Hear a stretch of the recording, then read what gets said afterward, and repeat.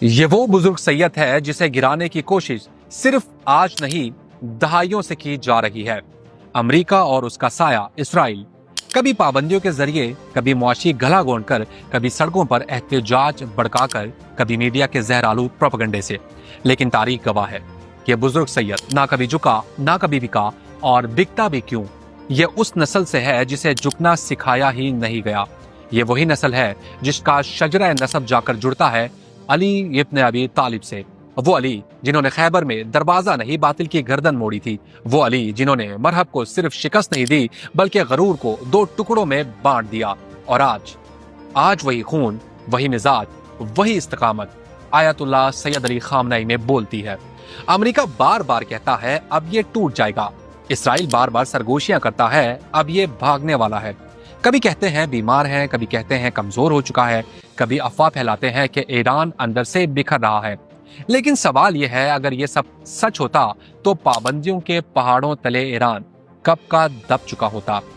یاد ہے نا 12 روز کی وہ طویل جنگ، وہ 12 دن جب آسمان پر دھواں تھا، زمین پر دباؤ تھا اور دنیا کی نظریں ایران پر جمی ہوئی تھی۔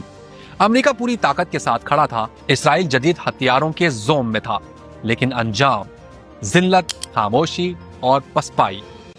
یہ وہ جنگ تھی جس میں طاقتور کمزور نظر آیا اور جسے کمزور سمجھا جا رہا تھا وہ چٹان بن کر کھڑا رہا۔ آج ایک بار پھر دھمکیاں دی جا رہی ہیں، پروپیگنڈا تیز کیا جا رہا ہے، یہ تاثر دینے کی کوشش ہو رہی ہے کہ خامنہئی بھاگنے لگا ہے۔